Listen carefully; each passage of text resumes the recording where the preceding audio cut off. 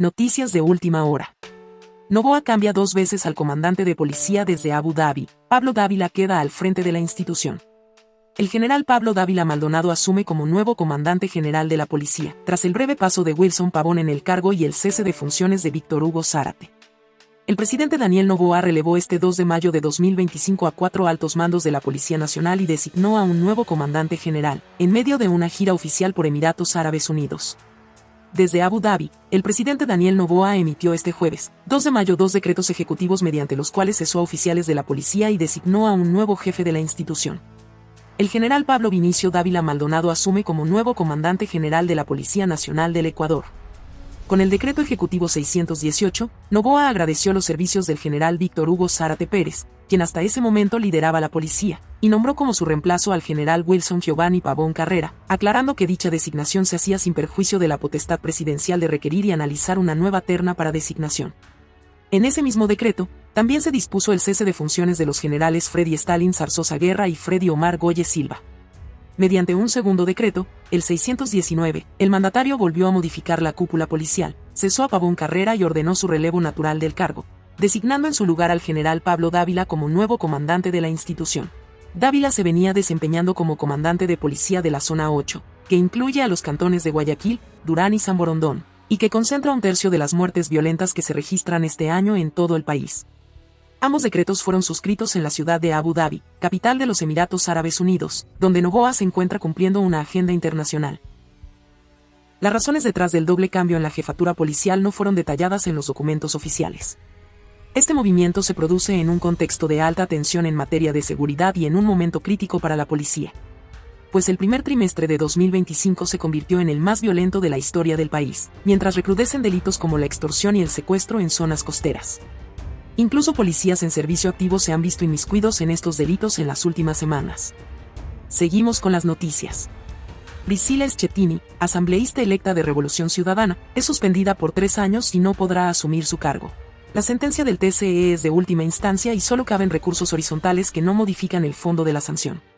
El Tribunal Contencioso Electoral suspendió por 3 años los derechos políticos de la recién electa asambleísta nacional por la Revolución Ciudadana Priscila Schettini, quien también debe pagar una multa de 50 salarios básicos unificados, por cometer violencia política de género con tintes racistas en contra de la fiscal general del Estado, Diana Salazar.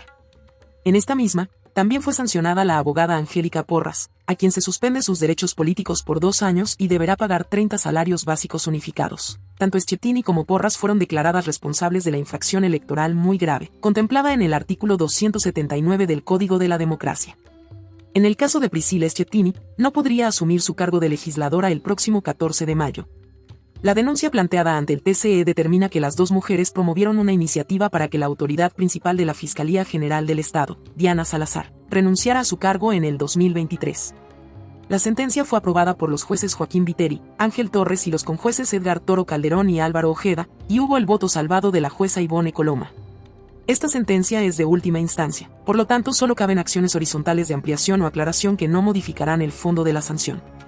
La denuncia la planteó la titular de la Fiscalía, Diana Salazar Méndez, y fue el juez electoral Fernando Muñoz Benítez quien la sustanció en primera instancia y determinó que Schettini y Porras incurrieron en actos sistemáticos de violencia política de género que afectaron la imagen personal y profesional de la autoridad con el objetivo de incitarla a renunciar. El magistrado sancionó a Priscila Schettini Castillo a pagar una multa de 50 salarios $22.500 y la suspensión de sus derechos de participación política por 3 años. A Porras le impuso una multa de 30 salarios $13.500 y la suspensión de sus derechos de participación política por 2 años. Esta sentencia del juez electoral Fernando Muñoz fue ratificada por el Pleno del TCE. En cuanto a la sanción, en una sesión desarrollada este 1 de mayo de 2025, se eliminaron las medidas de reparación dispuestas en primera instancia contra el colectivo Acción Jurídica Popular. Priscila Schettini es asambleísta nacional electa por el movimiento político Revolución Ciudadana, pero con esta sentencia no podrá asumir el cargo. Seguimos con las noticias. El informe para segundo debate sobre la instalación de bases militares extranjeras ya está listo. El documento recomienda eliminar la prohibición, aunque el tema será discutido por la siguiente asamblea. con 4 de 7 votos. Así se aprobó el informe para segundo debate elaborado por la Comisión Ocasional respecto a la instalación de bases militares extranjeras en Ecuador. El documento recomienda reformar el artículo 5 de la Constitución para eliminar la prohibición, pues aseguran aquello reforzará la lucha contra el crimen organizado. La herramienta fundamental para combatir el crimen organizado viene de la mano con la cooperación internacional. Esto se hará entre dos países interesados. ¿Y cuál es la lógica incluso del informe?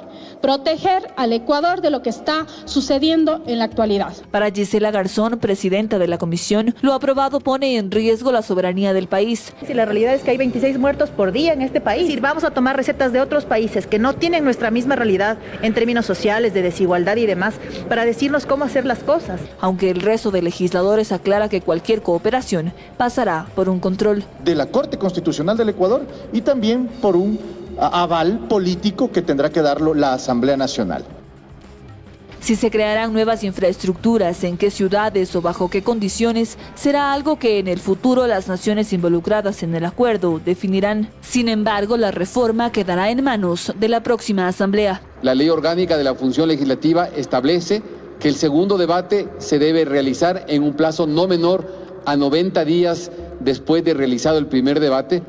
Eso significaría que la Asamblea no puede conocer aún antes del 29 de mayo. Se requerirán 77 votos a favor para pasar la reforma a la Corte Constitucional y si hay luz verde, el CNE tendrá 45 días para convocar a los ciudadanos a las urnas. Petroecuador declara en emergencia la refinería de Esmeraldas tras el sismo del 25 de abril. Desde la petrolera estatal afirman que esto no afectará el abastecimiento de combustible en el país. Este es el comunicado con el que se anunció la declaratoria de emergencia en la refinería de Esmeraldas. Esto tras el sismo de más de 6 grados ocurrido el 25 de abril del 2025. La declaratoria emitida el 29 de abril tendrá una duración máxima de 60 días y abarca tanto las operaciones como la infraestructura del centro refinador. Pero ¿qué pasará con el abastecimiento de combustible en el país? Pues dentro del documento se detalla que este se encuentra garantizado en el país y que se coordinan las acciones de importaciones de contingencia que sean necesarias. Además, las exportaciones de crudo, por su parte, se mantienen conforme a lo planificado. Cabe recordar que este complejo industrial ya había enfrentado dificultades recientes. En septiembre del 2024, una falla en los compresores obligó a un paro intempestivo y adelantar el mantenimiento programado de su unidad FCC, trabajos que culminaron recién entre marzo y abril de este año. A partir del 5 de mayo, los nuevos asambleístas entregarán sus documentos para posesionarse el próximo 14 de mayo. ADN y Revolución Ciudadana intensifican sus negociaciones para obtener la presidencia del Legislativo. Restan 14 días para que los 151 legisladores electos el pasado 9 de febrero tomen posesión de sus curules y en la Asamblea se ultiman detalles.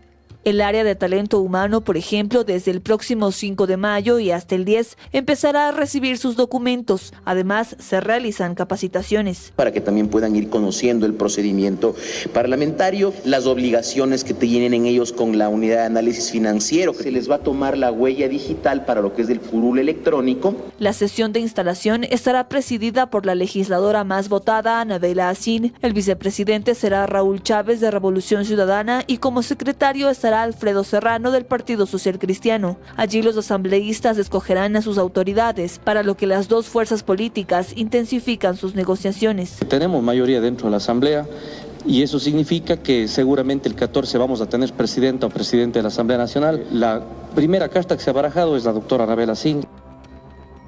Nosotros como fuerza política aspiramos y esperamos poder tener consensos y acuerdos con bloques minoritarios para poder presidir la Asamblea. Nombres no les podemos todavía adelantar. Las vocalías del Consejo de Administración Legislativa también se definirán, pero estas podrían salir incluso de las minorías, es decir, Pachacutic o el PSC. En cuanto a las comisiones, tanto Revolución Ciudadana como ADN no descartan dialogar entre sí para obtener las de su interés. Fiscalización, justicia, por buscar también que se transparente muchos temas que el día de hoy quedan en tela de duda, pero eso también queda en segundo plano si no presidimos una asamblea. El país eligió una línea política de manera clara, contundente. Las principales comisiones, desarrollo económico, fiscalización, justicia. En todo caso, si Anabel Asín se convierte en la presidenta del Legislativo, será la primera vez que una madre coloque la banda presidencial a su hijo. El gobierno explora varias vías para reformar la Constitución de Montecristi. Una asamblea constituyente es solo una de ellas. El ministro de Gobierno adelantó las ideas que se barajan entre las observaciones de los especialistas.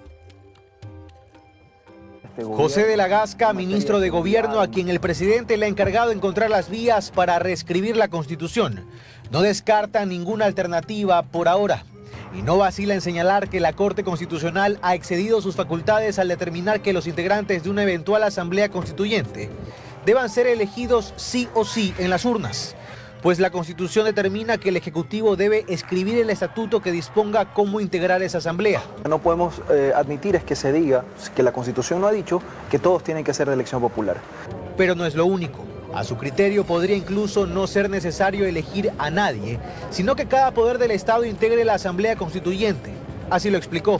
Yo pienso que bien estaría legitimado, y ojo con esta palabra, legitimado, que sean esos poderes del Estado los que integren por designación los miembros de la Asamblea Constituyente y que no necesariamente tengamos que ir a un proceso de elecciones para escoger a los asambleístas constituyentes de manera popular. Con eso, dice de la Gasca, habría solo 2 elecciones, no 3. Una para votar si se quiere una constituyente y otra para aceptar o no el texto final. Sin embargo, el constitucionalista José Chalco dice que aquello no es posible, que aun cuando se propongan delegados de los poderes del Estado, tiene que haber una elección. La Corte Constitucional no entiende en sus dictámenes ninguna forma posible de definir constituyentes a la Asamblea Constituyente sin elección.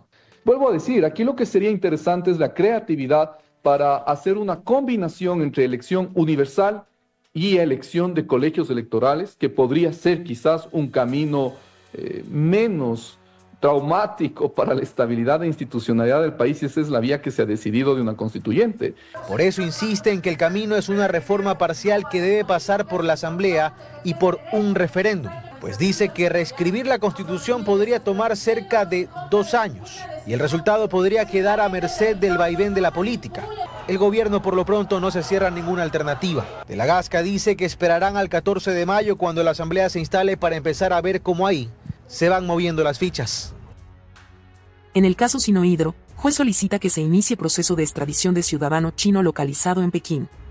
Dentro de los 120 días de instrucción fiscal del caso Sinohydro, Fiscalía investigó a 40 personas. Finalmente, solo contra 25 se emitirá un dictamen acusatorio. Luego de que la Interpol, Policía Internacional, por sus siglas en inglés, informó al conjuez Olavo Hernández, de la Corte Nacional de Justicia, que Liu Aizeng, ciudadano chino acusado dentro del caso Sinohydro, había sido ubicado en la República Popular de China. El magistrado nacional solicita que se inicie el proceso de extradición para que el extranjero sea puesto a órdenes de la justicia ecuatoriana, donde es investigado por el delito de cohecho. La solicitud para el inicio del proceso de extradición la hizo el pasado 25 de abril Hernández al presidente de la CNJ, José Swing. Esto, una vez que agentes de Interpol confirmaron a inicios del mes que Liu Aizeng fue localizado en la ciudad china de Pekín. Antes de esto, el chino era buscado en Panamá, pues existía información preliminar de que se encontraba en ese país. Al conocer esta nueva información, desde la CNJ se dejó sin efecto la solicitud de extradición hecha a Panamá. 2 días antes de la solicitud para el inicio del proceso de extradición de Liu Aizeng, el 23 de abril pasado, la policía ecuatoriana y agentes de Interpol panameños anunciaron que los esposos María Auxiliadora Patiño y Xavier Macías Carmignani, también procesados por el delito de cohecho en el caso Sinohydro, fueron detenidos en Panamá con fines de extradición hacia Ecuador. En el caso Sinohydro se investiga una red de corrupción que habría operado entre 2009 y 2018 para hacerse de $76 millones en coimas entregadas por acciones que facilitaron que la empresa china Sinohydro se quede con la construcción del proyecto hidroeléctrico Coca-Codo Sinclair. La megaobra realizada en el gobierno de Rafael Correa le costó al país más de $2.000 millones y se realizó con un crédito del Eximbank de China en momentos en que Lenín Moreno era vicepresidente de la República. Conto Patiño representaba comercialmente a la empresa Sinohydro y Cai Rung-wo era el embajador de China en Ecuador. Los 3 son parte de la lista de 25 personas contra las que la fiscal general, Diana Salazar, anunció que emitirá un dictamen acusatorio. Entre los ciudadanos de origen chinos procesados en el caso Sinohydro están, además del ex embajador de China en Ecuador y exfuncionario de Sinohydro, Kai Rung-wo, los extrabajadores de la empresa Sinohydro Yang Wei-hun, Son Dong-sen, Liu Aisen y Wu Yu. Los detenidos en Panamá María Auxiliadora Patiño y Xavier Macías Carmignani son parte del grupo familiar de procesados relacionado con el empresario Conto Patiño y que incluye a su esposa, Beatriz Erdo Isa, 3 de sus hijos, Juan Carlos, Patricia y Manuel Patiño Erdo Isa, y a su nieta Priscila Burneo. En cambio, del lado del expresidente Moreno están también en la lista de acusados en esta causa su esposa, Rocío González, su hija Irina Moreno, Edwin y Guillermo Moreno Garcés, hermanos del ex primer mandatario, y Marta González, cuñada de Moreno. La teoría de la Fiscalía sostiene que para configurar el delito de cohecho, a modo de coima, Sinohydro entregó más de $76 millones, dineros que terminaron siendo repartidos entre los sospechosos a través de transferencias, el cobro de cheques, el uso de empresas de varios de los procesados y la compra de ciertos bienes muebles e inmuebles. El 14 de julio de 2023 se cerraron los 4 meses de instrucción fiscal abiertos en el caso Sinohydro y hasta este momento no se ha logrado concretar la audiencia de evaluación y preparatoria de juicio contra las 25 personas que recibirán un dictamen acusatorio de parte de Fiscalía. En más noticias. En Ecuador, la economía crecerá en un 2,8% durante el 2025, según estimaciones del Banco Central, aunque no se descarta que factores como la baja en el precio del petróleo y las políticas arancelarias de Estados Unidos afecten esta proyección de crecimiento económico. Luego de una contracción económica de un 2% en 2024, el Banco Central afirma que el panorama cambia para Ecuador este año. Y es que se mantiene la proyección de crecimiento económico en un 2,8% para 2025. El gerente de la institución, Guillermo Avellane, afirmó que la estimación surge tras la recuperación en el consumo de los hogares ecuatorianos y el incremento de la inversión pública y privada una vez resuelta la situación electoral. A esto se le añade que también se espera un crecimiento en las exportaciones no petroleras. Hay una balanza comercial petrolera positiva y un superávit también en la balanza comercial no petrolera. Es definitivamente una estimación conservadora, sin embargo hay ciertos riesgos a nivel internacional que pudieran afectar esta estimación de crecimiento económico. Las políticas arancelarias de Estados Unidos constan entre los principales riesgos internacionales que pueden afectar esta proyección. Que de manera indirecta pudiera generar una recesión global y de alguna manera disminuir la demanda y los precios de los commodities, entre esos el petróleo.